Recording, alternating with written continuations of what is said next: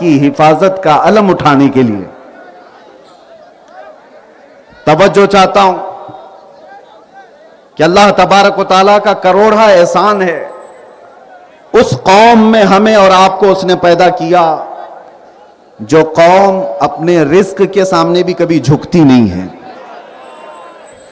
ہم روٹی بھی چاٹ کے نہیں کھاتے، چاول کو بھی سر جھکا کر کے چاٹ کے نہیں کھاتے جیسے بکریاں کھاتی ہیں، بیل بھینس کھاتے ہیں۔ اللہ نے ہاتھ دیا ہے، اٹھا کر کے منہ سے کھاتے ہیں۔ وجہ یہ ہے کہ اللہ تعالیٰ نے یہ پیشانی صرف اس کے لیے رکھی ہے، یہ جھکے گی تو صرف اس کے بارگاہ میں جھکے گی۔ اور آج پوری روئے زمین پر ایک ہی قوم ایسی ہے، جتنے لوگ بھی خدا کا تصور رکھتے ہیں، ایتھسٹ لوگوں کی بات نہیں کر رہا، بے دینوں کی بات نہیں، ملحدوں کی بات نہیں، جو خدا کا تصور رکھتے ہیں، چاہے وہ یہودی ہوں، عیسائی ہوں یا پھر کسی دوسرے قوم کے دین کے ماننے والے ہوں، سبوں نے اپنے اپنے خدا کی کوئی تصویر بنائی ہے۔ جب وہ جھکتے ہیں تو انہیں ان کے خدا کو دیکھنا پڑتا ہے۔ دنیا کی ایک واحد قوم مسلمان ایسی ہے، کروڑوں مسجدوں میں کہیں ہم نے خدا کی کوئی تصویر نہیں بنائی۔ تنہا یہ قوم ہے جس کو رب تعالیٰ فرماتا یؤمنون بالغیب، یہ غیب پر ایمان رکھنے والی قوم ہے، غیب پر ایمان رکھنے والی قوم۔ یہاں پر بیٹھا ہوا اتنا سارا مجمع یا پوری دنیا میں جو سن رہے ہو، مجھے بتاؤ کیا کبھی تم نے خدا کو دیکھا ہے؟ کیا تمہارے کسی مولوی نے یا کسی پیر نے خدا کو دکھایا ہے؟ کبھی نہیں دیکھا، لیکن جیسے ہی اللہ کا نام آتا ہے یہ مسجدوں میں سجدے کے لیے گر جاتے ہیں۔ بنا دیکھے رب تعالیٰ کی عبادت کرنے والی واحد قوم ہے جس میں اللہ نے ہم کو پیدا کیا ہے۔ ہم فوٹو دیکھ کر کے عبادت کرنے والے لوگوں میں سے نہیں ہیں۔ اب ایک بات آتی ہے، توجہ، بہت اہم بات عرض کر رہا ہوں۔ ڈاکٹر اقبال سے پوچھا گیا تھا کہ کیا آپ اللہ کا یقین رکھتے ہیں؟ آپ بھی اللہ کا یقین رکھتے ہو کہ نہیں؟ اللہ ہے یا نہیں ہے؟ آج کے زمانے میں بہت سارے ایتھسٹ نکلے ہوئے ہیں، وہ دلیل پہ دلیل مانگ رہے ہیں۔ سب سے بڑی دلیل کیا ہے؟ علامہ اقبال کہتے ہیں، آپ سے پوچھا گیا کوئی عقلی دلیل، کوئی نقلی دلیل، کوئی دلیل آپ بتاؤ اللہ کے ہونے پر۔ ڈاکٹر اقبال نے ساری دلیلوں کو ایک طرف رکھ کر کے ایک جملے میں جواب دیا، کہا میں اللہ کے وجود کو اس لیے مانتا ہوں کہ مجھے ایسے شخص نے بتایا جس نے زندگی میں کبھی جھوٹ ہی نہیں کہا۔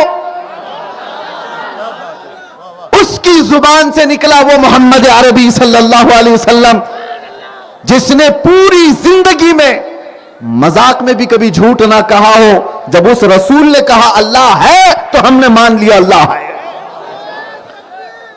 یہ میرے عزیزوں آج ہم سب کی خوش نصیبی ہے کہ اللہ تبارک و تعالیٰ نے ہدایت پر رکھا ہے اور اس کی بارگاہ میں جھکنے کی توفیق بخشی ہے۔ یہاں آندھیوں اور طوفانوں کے دور میں بچے جو انٹرنیٹ کے دل دادا ہیں، ان کو نئی دلیلیں چاہیے، نئے ریفرنس چاہیے خدا کے ہونے پر۔ اور قرآن یہ کہتا ہے وَفِي أَنفُسِكُمْ أَفَلَا تُبْصِرُونَ، تمہاری حیات میں اللہ فرماتا ہے میری نشانیاں ہیں، تمہاری زندگی میں میری نشانیاں ہیں، کاش تم دیکھ لیتے۔ کبھی آپ نے سوچا ہے یہ دو ٹانگ کا انسان زمین پر کھڑا کیسے رہتا ہے؟ یہ جو روزانہ کی چیزیں ہیں ہمیں تعجب نہیں ہوتا، حالانکہ بہت تعجب کی بات ہے، بڑے تعجب کی بات ہے۔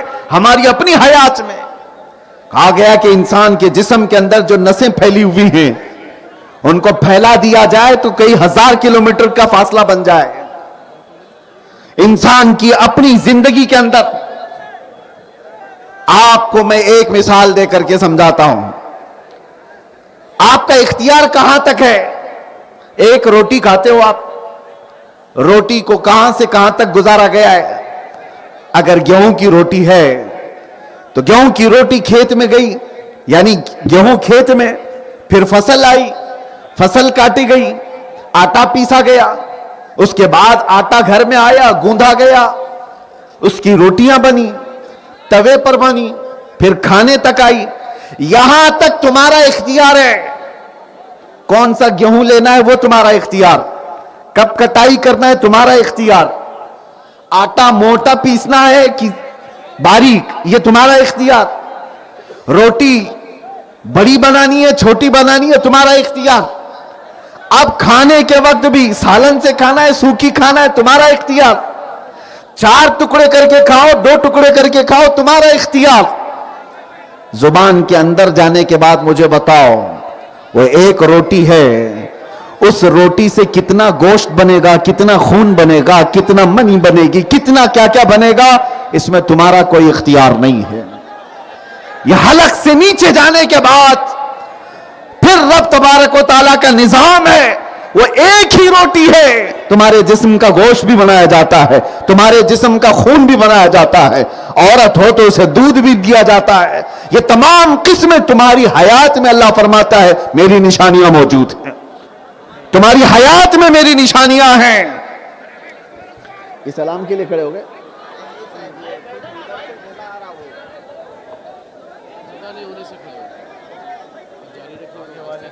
اگر آپ تمامی حضرات محفل رسول کو اس طرح کرتے ہیں تو ایک بات یاد رکھو، اللہ کے رسول کی محبت کی علامت نہیں ہو سکتی.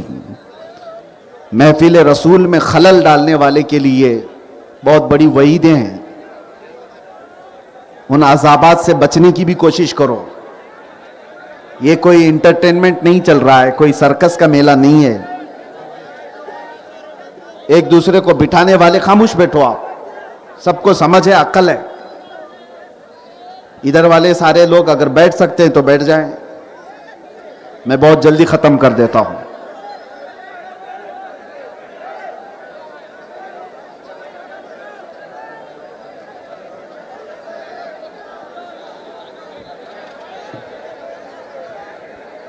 توجہ،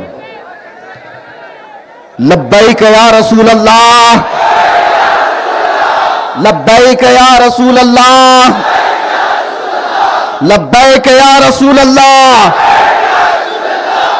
ایک صحابی عبداللہ بن رواحہ، محفل رسول کیا ہوتی ہے توجہ، اگر اسی طرح سے رہے تو یاد رکھنا تم اپنے انجام کے لیے خود تیار رہو. اللہ کے نبی صلی اللہ تعالی علیہ وسلم مسجد نبوی سے اعلان کر رہے تھے بیٹھ جاؤ بیٹھ جاؤ. صحابہ کرام جو مسجد نبوی میں ہیں وہ سن رہے تھے. ایک صحابی ہیں حضرت عبداللہ بن رواحہ، گھر سے نکلے تھے